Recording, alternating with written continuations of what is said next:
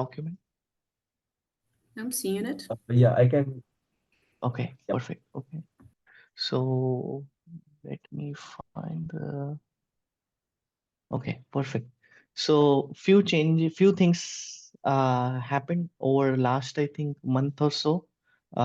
Mainly also want to call out the work both of you did um, on Go One Check from Orco and from Julia's side also to get the status of every CVE as part of the JSON feed. That is really amazing. Thank you so much for all of the work on that and then making sure like it gets merged on time with the appropriate reviewers. That takes a lot of diligence, perseverance, and you all made sure it happened. So really appreciate it and thank you so much. Um, okay, so let's talk one by one. We have two buckets of things to work on basically. One is related to Go One Check, and one is related to auto refreshing CE feed. Uh, I will quickly go through the Go One Check updates that we have done so far, and then go to the CVE feed, share what we have done so far. Then we will do another round of what we are planning to do for both. And then in the meantime, if you have questions for me, like just stop me and then we can talk about it more. Cool. Okay, so this is the tracking issue for Go One Check right now. I modified the description of this with some links and some details. So right now, 130, 129 is working fine, and master branch code is also working fine for Go One checks. Uh, by working fine, I mean is it's merged in these branches of releases, and on the CI, it is actually running uh, with green as the status. So if we pick, for example, let's say the last job, and that will give us a sense of like whether Go One check ran or did not. And then you can see here it passed. So that is what we typically look for. You can also go to test grid. This is a much nicer looking dashboard. And here you can search for, uh, did I make, oh, a spelling mistake. Okay. So search for here and you can see it's running green. So same thing you will see for 129. I can quickly show that as well. 29, 29. So here as well, if we go to,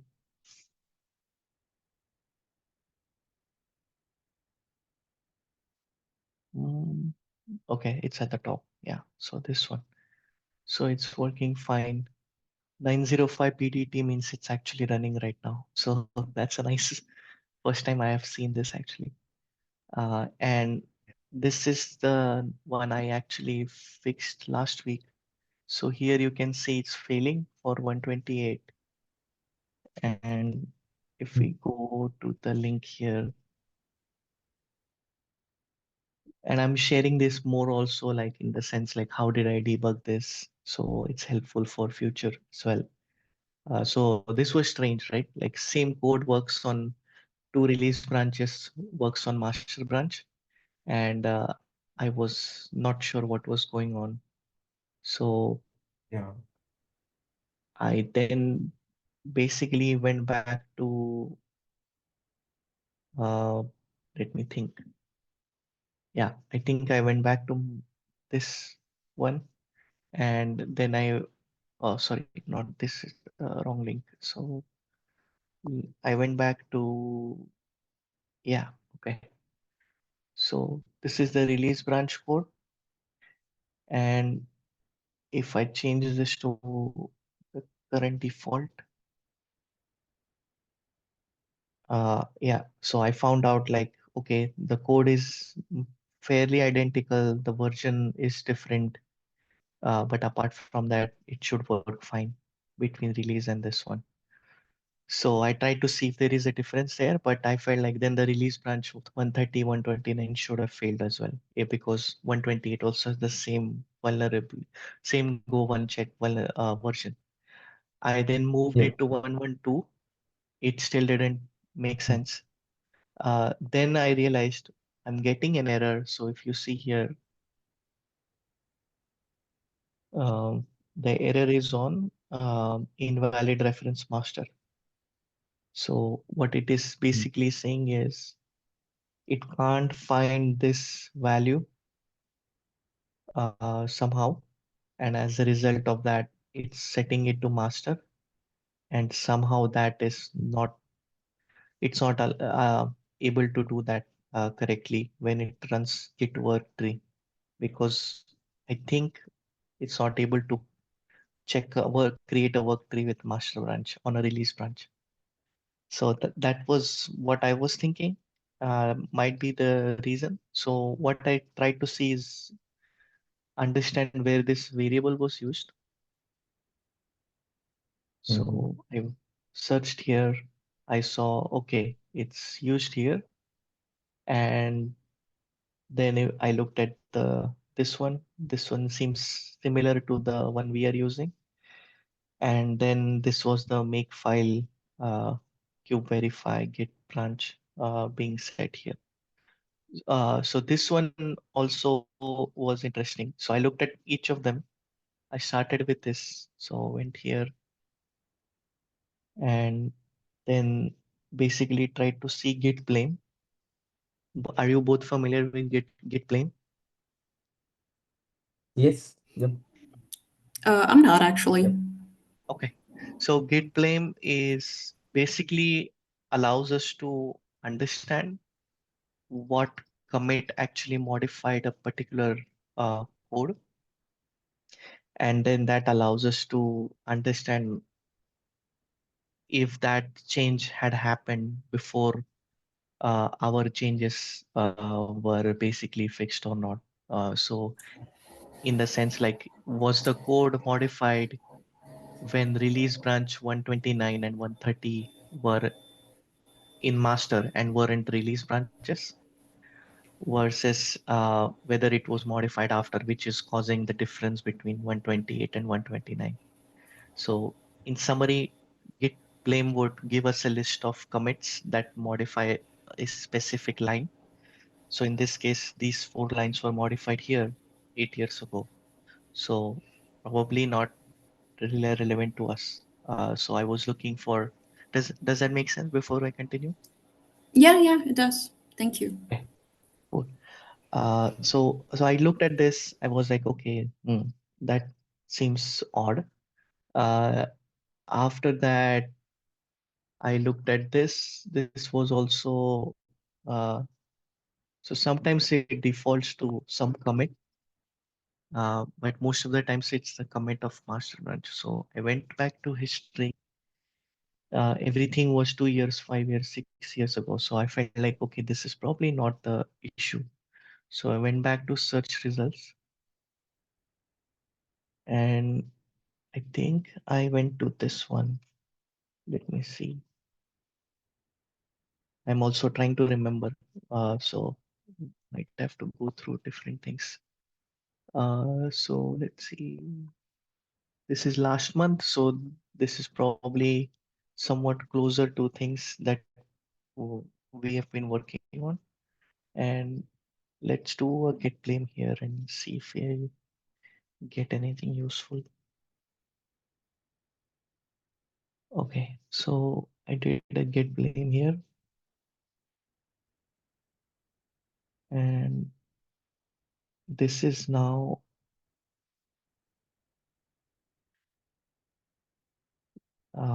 okay. Okay, so it's right here. Yeah, so this was 8 months ago. So now if you see the release branch releases timeline. So let's look at release 129 for Kubernetes. When was that released? December 13, 2023, and this is 8 months ago. Where is it? Yeah. So 8 months ago is probably November. So in that case, what was in master at that time is now in release 129 branch because we cut the release at before the release is announced. And same thing for release 130 because it happened after that. So if anything was fixed in master at that time and it was not backported to release 128, there is a good chance that that is actually the cause for the difference in things not working well. So I looked at this commit afterwards, uh, and then I looked at the PR,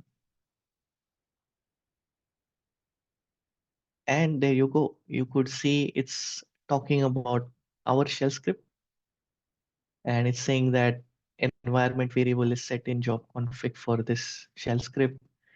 And this one that we saw in search results, it is being overridden when the make target is invoked, making it unusable. So which means our hypothesis was correct that the variable value was not being set, and as a result, it was moving to master and then it was failing.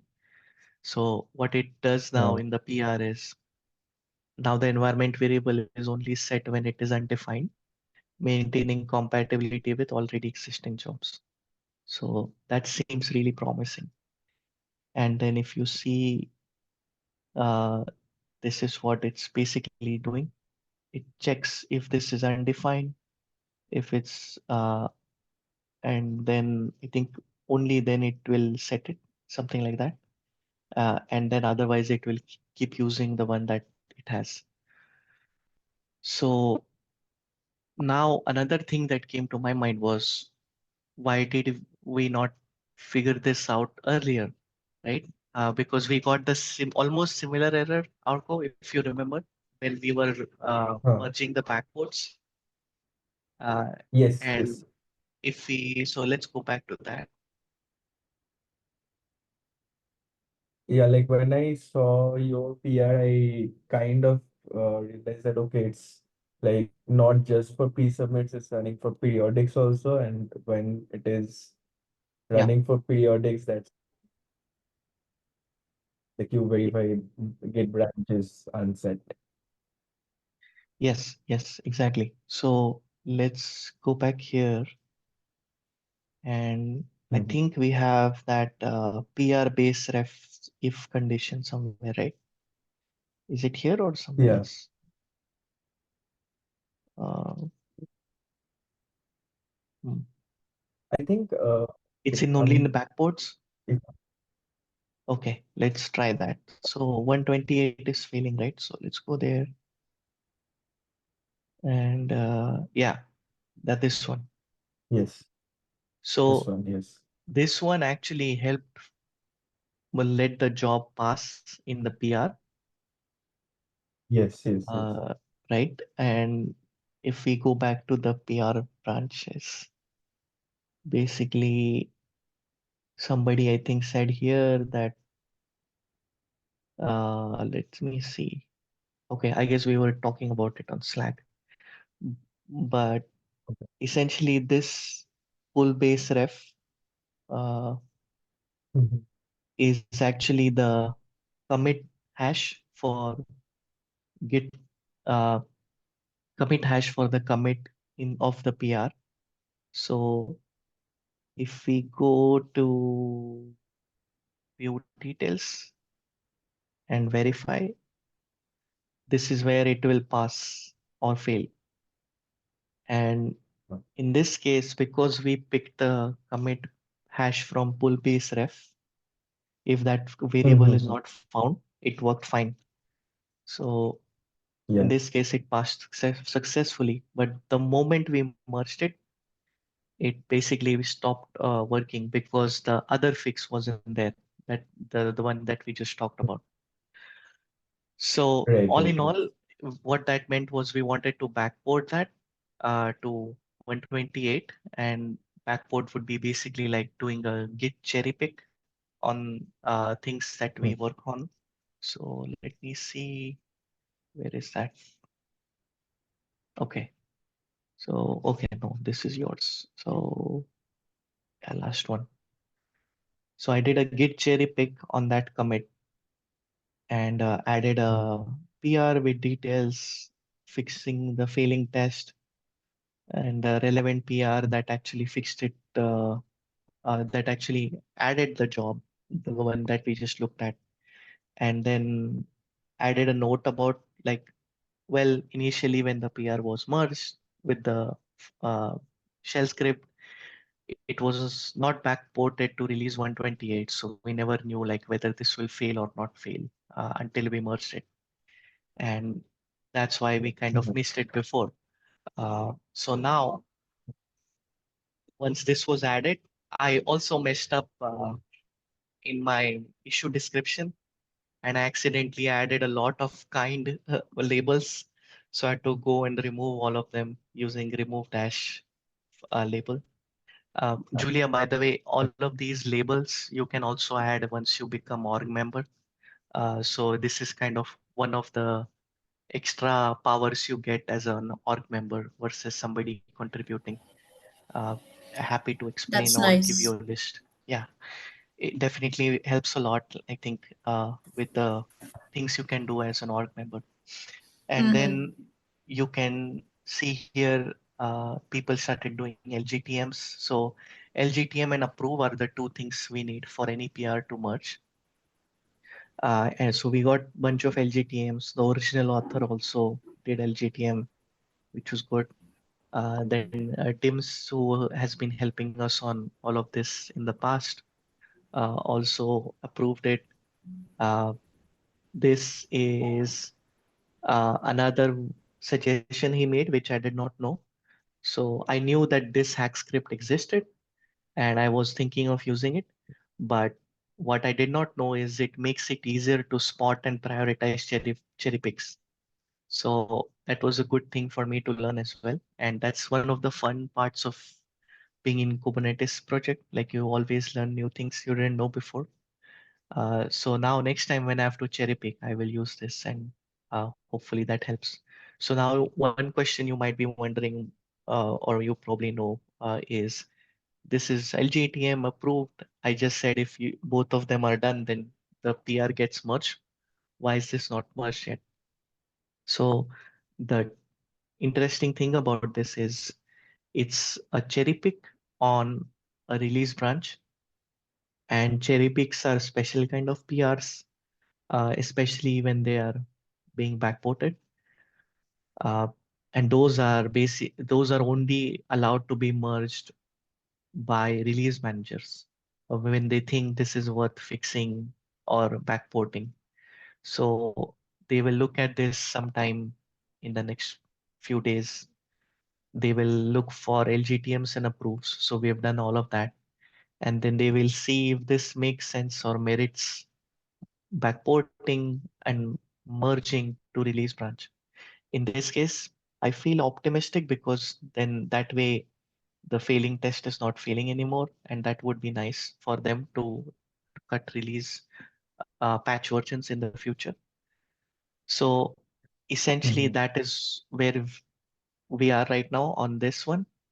Um, and we are just waiting for this to merge. There was some interesting discussion on Go and check on OpenVex as well.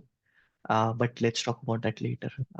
We'll switch tracks for now and come back to CV feed. Any questions or things you want to share, especially Orco, or things you want to share from Orco and questions from Julia? Because Orco, I know you worked on this before. Yeah, like thank you. Like I did get a chance to monitor the tests. So yeah, thank you for the fix. Like really appreciate it. And yeah, and one more thing I wanted to ask is like right now 29 and 30 are on the older Go One check versions. So do Yes. we need to like pump it as a part Yeah, of? I we could do that. Uh, I don't think anything wrong with that. I would want to do it when it's less busy for everyone uh, who is managing releases. Mhm. I don't recollect. I think there is a release cut off sometime in July, right? Uh, Yes, I just right there's a some I think 2 weeks or 3 weeks from now. Sorry, go ahead. correct. It's like on 27th. Uh, yeah, 27th, I guess. Like that's when there is code freeze and yeah. Okay, So yeah, 23rd, 24th, 27th. I'm like little bit. So yeah, around that time, like you were correct. Within 2 weeks or okay, so. okay. Mm. So yeah, I think it will make sense to upgrade release branches as well to the same version as master. Kind of related to the next discussion after we talk about CV feed updates on Mhm. OpenVex, because OpenVex is supported only in 110 and above. So if we have to generate those Mhm. documents, then we will have to migrate or upgrade. Go one check on the release branches. So let's definitely, I mean, Mhm. worth opening a PR and see if people approve and LGTM. But I wouldn't like Mhm. hound people to say like, please approve, please LGTM. Like we can open it if people want to pick it, then great. Otherwise, it's okay until we have to start generating OpenVex, then we can prioritize, ask people to prioritize that mode. Okay. Yeah. So open the PR. Let's see if as part of usual business and work, if people merge it, great. Otherwise, it's fine. Sure. Uh, I'll reserve it. okay, cool. So next one is, oh, this says it's done, but it's not actually done. Interesting. Uh, I will have to fix this, I suppose. But anyway, uh, so this is the tracking issue for CVE feed. Uh, Going back to the second big bucket of work that we do. So thank you so much to Julia on the CV issue status fix. This is the one on that. Let me close the other tabs. So this is really nice. I think it is already merged as of last week. Uh, I also saw that this issue was also reported as somebody was maybe looking at the new RSS feed that's generated. I think the fix you provided is also very elegant. So no issue, I had no issues like approving it. This is the fix or go for you. Uh, Basically translates the status or state of the GitHub issue into um, basically a CVE status. So if it's open or open because it's reopened, then we mark it as unknown. Otherwise, if it just open, Mhm. we mark it as open. If state is equal to closed and reason is not planned, it's unfixed because we said like we're closing it and we don't have any plans to fix it, so it's unfixed. And state reason is completed, that means we have fixed it and it's closed. So that's how essentially it kind of converts it or translates things. And then you can see that here. So this table will also have bold CVEs if something is unfixed, but right now everything is fixed, so that's why we don't see it. I asked that. So the JSON feed with the JSON spec does have those things. So let's look at, for Mhm. example, unfixed, we will not find anything. But if we looked at fixed, status is equal to fixed. This did not show before. Now it shows because of the work on the PR that Julia did. So this is great. I'm really happy. This was a long-term request from a lot of community members, and I'm glad we have that. Um, yeah, so this was another thing, interesting one, uh, in terms of how RSS feed works, something I didn't know before. Apparently, this is an invalid GUID for RSS feed. especially a link like this. So title is fine, but the GUID is invalid because basically it doesn't take multiple CVEs as input. So it will fail like this. And then I thought, oh, maybe if we just put a comma without a space, it will work. But that also did not work. So, and uh, I think Robert had a PR open when I woke up on Friday with a fix where Robert basically divided the CVs, both the CVs into two different entries and then allowed it to kind of publish it separately. I was a bit hesitant to divide them only to make this happy. But so I was thinking maybe we remove the space, keep the comma, and then that will fix it. But then Ben was sharing like, hey, this link still doesn't work. And I was like, yeah, you're right, actually. And then basically based on that, and the other thinking I had was, what if there are many of these things, instances where there are multiple CVs in a title, and then if people who subscribe to the RSS feed suddenly get like 10 new CVs, people will start panicking, like, oh, what's going on? Even though they are old, the initial reaction would be kind of panic, and we don't want to do that to end users. So I was a bit hesitant for that, but then I saw like actually this is the only instance where there is one issue for two CVEs. And then we were like, I think this is fine. So that helped.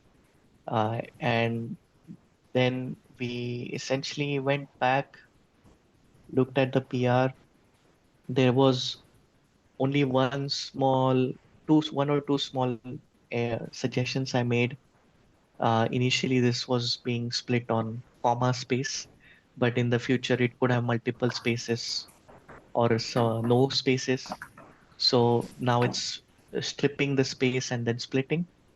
And then this one was just a Python thing where a deep copy was a better idea. So after that, those were merged and those things were merged. And then uh, now, if you see here, uh, 2023 and 27 and 28 both have the same issue number, both have the same title, but it's not a mistake. It's actually correct because the issue itself has two CVEs inside it. So this was great. Like I was really happy. People picked it up as an issue. People fixed it, discussed possible scenarios with everyone, and then we have a fix that works. This is also like both these examples, if you notice, are like clear examples that we talk about sometimes in SIG security, where it's like, oh, we um, we really cannot do anything by ourselves in security. We need a lot of people with a lot of insights on things and a lot of people wanting to help. Without them, we can't really make any progress. So thank you to so many other SIG members who go and help us on these things. Okay, cool. So we'll jump back to in the last 13 minutes or so, we'll jump back to Go and check and also to the CV feed updates. Julia, I know you were discussing with Tim uh, on the issue about rendering different CVEs as their own link. So I want to talk about that Mhm. briefly, but we can definitely continue async as well. Uh, so going back to Go One Check. So I was in a conference last week called the Cloud Native Security Con, and I met a bunch of people, some of them who work on OpenVex, some of them who work on Go One Check, some of them who run the scanners that use that many end users use to find vulnerabilities in Kubernetes images. And we had a discussion where we were like, so people were really happy, first of all, that Go1 check is running on all release branches and master branch and on all the PRs. So that was very good thing for us to share with everyone. And what they shared back to me is uh, Go1 check now supports OpenVex. So without going into too much details, and I'm also not an expert on that, but OpenVex is essentially like a JSON file that tells us even though a CVE is marked under a specific open source project, if we think it does not affect the project, then we can mark it as unaffected in OpenVex or a Vex document. And unaffected ones are more common uh, when those are CVEs related to dependencies of Kubernetes. So any Go module that we use, if that has a CVE, people think like Kubernetes also has that, and then they come back to us multiple times asking about like, can you fix this? Can you fix this? So, but in case of SRC announced CVEs, almost every single time it's related to Kubernetes and it does have some effect, which is why they are announced by SRC. So that's a important distinction I wanted to explain. Uh, and then people were like, what if we start generating OpenWex documents for Kubernetes that will allow us to essentially explain why this policy exists, where people ask for dependency updates to silence some scanners, but if it's not fixing anything that's vulnerable in Kubernetes, why should we cherry pick it to release branches?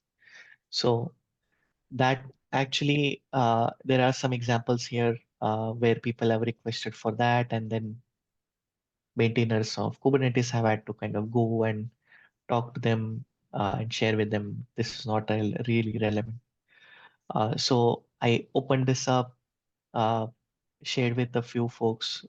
People seem interested. I will talk a bit more about this in our SIG security meeting as well, the next one we have. But then I did some experiments. So go through this, Orco, especially you, if you have some cycles, because you have Go one check background, and see if this makes sense. And I also added some suggestions to Go one check maintainers here.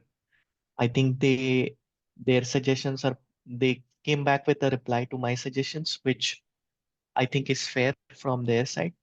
And I'm kind of glad that they responded with this, especially, which means that we have to manage our own Vex documents and cannot solely rely on the Go one check output itself.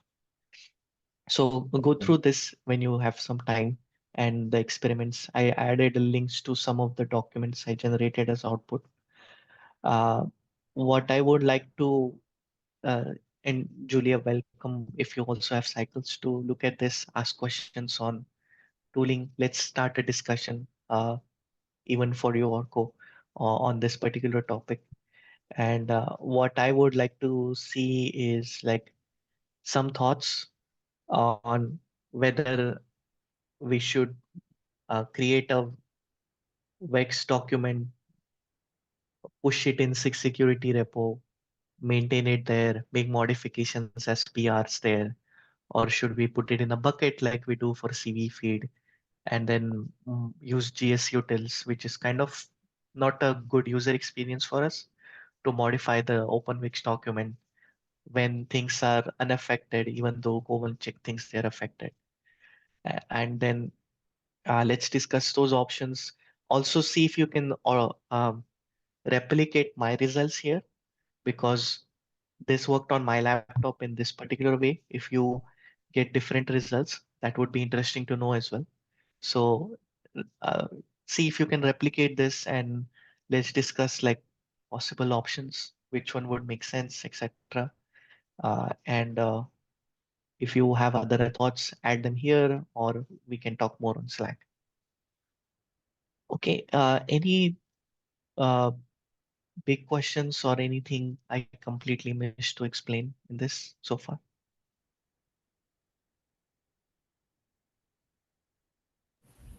I think it's all good, at least for me.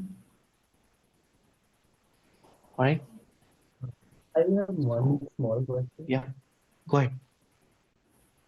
OpenPack's generation, like the report generation, is it is it going to be like a manual thing, or are we going to integrate it with some kind of brow job or uh, Oh yeah, I mean, I was thinking we generate it as part of existing verify jobs that we have already, mm-hmm. where Go one check is running, right?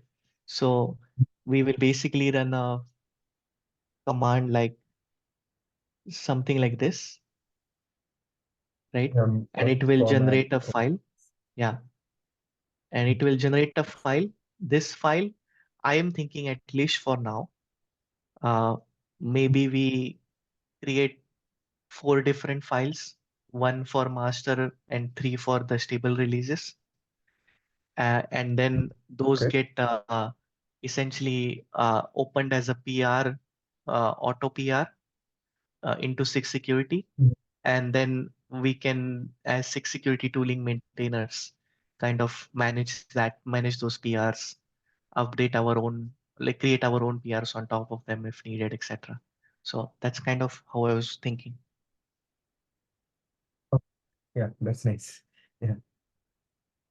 All right, cool. So we have 5 minutes left. So I think I want to talk about this one since we are already discussing this. But very quickly before that, I made some small adjustments to the KEP document uh, for our upcoming changes. So let me go ahead and see if I can show you the uh, okay, beta to GA. Yeah, this one. Okay, so I have to change my commit names there, but basically I added these details. KEP is essentially Kubernetes enhancements. It's like a design document that we have for CVE feed, and for every stage between alpha, beta, and GA, we want to update it with the changes that we are making. So I made some modifications there. I'm going to open a draft PR sometime this week. Uh, and I would love both of you to give early feedback on this before we ask other other SIGs and the maintainers of other SIGs to kind of share their feedback as well. The Go one check stuff is out of scope for this, but everything in CV field that we've been working on is in scope. Uh, if anything needs more details, we can also talk about that. So I will send a link of this PR with draft as labeled as draft in SIG security tooling sometime soon. So happy for you to look at it, give me feedback, ask questions. Would love to hear that. Uh, okay, so moving on here quickly. I saw Tim's. So thank you for volunteering again, first, Julia, for this. Uh, I think this will be somewhat slightly more challenging than the other one in terms of technicality, but happy to help. And I think Tim is also looks like very interested in this, so we'll get help, I'm sure. Uh, so couple of things on this. I think Tim is sharing that it's much easier if machine readable feed is one file rather than lots. If there are lots of files, we first need a single file with a list of individual files to pull.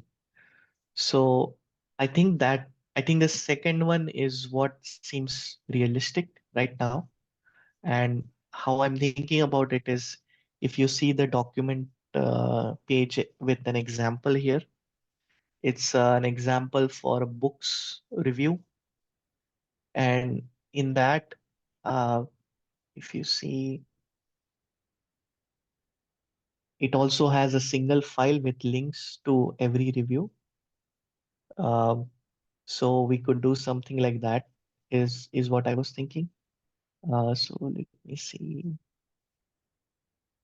Uh, wait, is that the wrong example? Okay. Anyway, I think we can look at this later. But this is an example I think you can play around with without like running it in Kubernetes as its own Netlify website if you want. That will give you a sense of like how the feature itself works. And then to Tim's point about a file with a link to other files, I think this would be the best way to do that. So in this case, it's a file with links to all the files of all the CVEs. And the link to the file that's relevant is this one for every element in the dictionary. And then if you open this, basically that's what we want to show for in terms of CVE feed data. So I think this would be nice in terms of improvement, uh, especially user experience wise. A couple of caveats, and then I'll stop for questions because we have to finish the meeting as well. This will not work on the current Hugo version. So it is an of newer version feature, which is I think 126.0. So you will have to modify that uh, if you have to try it in the toml file, I think. Yeah. So I believe this is the one. Let me check.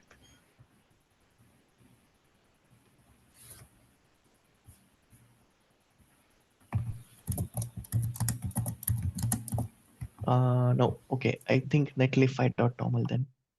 So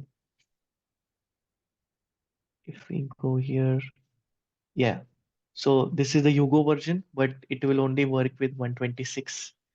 Uh, and that can be confirmed by because it says here 126.0, but here it's 121. So you'll have to modify this locally, then do a make container build, and then make container serve, and then you can try out this feature. So that's one thing to keep in mind when you're trying this out. And I think the other thing is the migration of the repo has not happened, like I mentioned in the issue there. So it will happen someday soon. We are working on that in parallel. So the migration I'm talking about is, mm, yeah, this one. So this is going to be migrated, but for now to play around with it, you can use this existing one, and then we can. I'll let you know like once the migration happens. We won't be able to merge it with using this repo though, using this repo as the source, but we can do the work so that it's ready to merge and we just have to change the repo URL afterwards. So I'll stop here. Sorry I took longer than I planned. Any questions on this? Yeah, thank you first for clarifying those two things. It would probably take a while for me to figure out that Hugo version needs to be updated. Yeah, But so the idea is that we first have a file that works as an index, and then yeah, we go to the individual vulnerability files. Okay, sounds good to me. yeah, exactly. I think that seems the most logical way right now. Yeah, And it will also, the OSV JSON is also more descriptive than the JSON we have on our JSON feed. So that will also allow us to kind of make it more useful for end users. That's why I was thinking about that. But cool. As always, like I'll stop sharing. But as always, feel free to ping me on Slack or on GitHub or comment on the issue, however you want to reach out for both Julia and Orko. Uh, and thank you again so much from bottom of my heart to both of you for continuing to make progress on this. I'm really happy that you felt this is worth your time, and uh, looking forward to more such contributions from you both. yeah, they will Yeah, come. All right, cool. That's great. Great to hear that. If nothing else from you, Orko, as well, uh, I'll just take a pause yeah. I before. wanted Yeah, go ahead. Yeah, like maybe if you have, I wanted to ask one thing, Yeah, I can hang little around bit for a unrelated. few minutes. But Julia, if you have to drop off, feel free to do that. Okay, then I'm on my way, guys. Thank you for your time, and see you later. Then, All right, sounds good. Thank you, Julia. Bye. thank you. Thank you. Uh, Yes, what's up? yeah, I just wanted to. Yep. Yeah, I was actually like trying to like learn about fuzzing and like how to use GoFuzz and all. So that's when like came across like all the fuzz tests and everything that has been added to the Kubernetes repo, like for each of the subcomponents and all. So there, like what I found out is that like most of the references are to Google GoFuzz, which is deprecated as of 2024.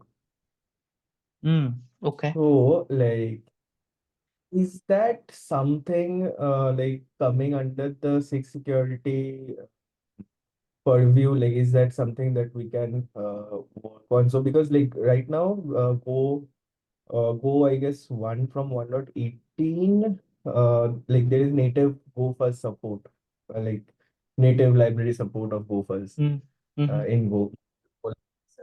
So, if it is under the SIG security purview, we can put an effort to migrate from Google Go first to native Go first.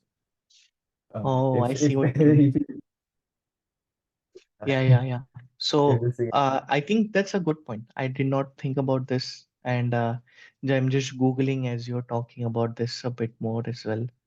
Uh, so Google Go first. What's the GitHub repo name for that or link? Yeah, I'm just sharing. Oh, I see. Google/Go first, literally. Uh, Slash Goofers. yeah, and it's public archive now. Okay. Oh, so you're saying It this is is public. actually being the one. This is the one that's being used right now. And would we not rather use Uh-huh. something native to Golang, Yes, especially correct, because correct. this is deprecated? Okay. Yeah, I think that's fair. Do you know exactly where this is running in Kubernetes today? Oh, you sent the link to Yeah, already. Okay, perfect. Google/Go fuzz kubectl. Okay. And fuzzer in RPack and changelog is 116. Wow. Okay. Wow, that's a lot. and the thing is like not very maintained or like this thing. Mm, So it interesting. does it like this. So if I change the dependency from Google Go First to Golang Fuzz, would that be compatible in terms of function calls and everything? Do you know? So I tried doing it on, I guess, kubectl, and yeah, like it's not very compatible. Like most of the functions, most of the definitions are different. I see. Okay. So couple of things come to my mind. I might be wrong about this also. So definitely check with more folks, which is basically what I'm going to suggest. Are you familiar with the Kate's code organization subproject? Uh, Not very much, no. Okay, so it's a subproject inside SIG architecture. So Dims, Jordan, Liggett, Madhav also sometimes, and Ben are there. Uh, they kind of manage the dependencies of Kubernetes generally. Uh, so they might be another good set of folks to reach out about this, see what they think about it, and whether they have this under their plan in the future, etc. They have a Slack channel literally called K8's code/organization. So try going there asking this question, and after that, Mhm. based on what they say, let's bring it up in SIG security also meeting. I don't know if you can join those meetings. I think the next one is on July Mhm. 11, if I'm not wrong. And it is at 9 a.m. That's Pacific, so it's kind of late for you. But if you can't, send me the links that you find what Kate's code organization shared, and I can talk on behalf of you. And then we okay, can okay, sure. discuss Mhm. like what we can see what people think about it. Okay, Sounds good? yeah, that sounds Okay, yeah. good. So ask the folks there, uh, and then in Kate's code organization, feel free to like CC me also, so I can look at the Slack, or just let me know like, hey, this is the link to the conversation. And then yeah, if you can't make it to that meeting on July 11, that's fine. I'll try to talk on behalf of us, and then see what people think in SIG security. Sounds good. Yeah, I'll just collect the links in our security tooling doc, and then I'll like uh, put everything and post a message channel Yeah, and yeah, CC you. yeah, Yep. yeah. I think that works too. Yes, that is a good idea. All right, cool. Thank you so much. Anything else? No, this is one thing that I was wondering that okay, this might be some work that we can look into. So yeah, Yeah, yeah. that's I I wanted to know from you if yeah. that exactly something worth Mm. exploring. Yeah, I mean, it's a good point you bring up because fuzzing is somewhere in between, right? Some of those fixes are security relevant based on what fuzz output is, and some of them are just like reliability improvements and things like that. So from SIG testing, SIG architecture side, they would also be interested. So another opportunity for multiple people to collaborate is my initial thought on this. Hmm. Yes. All right, cool. Thank you so much again. You enjoy the rest of your evening. See you next time. Sure. Thank you so much. Yeah. All right, Bye. bye.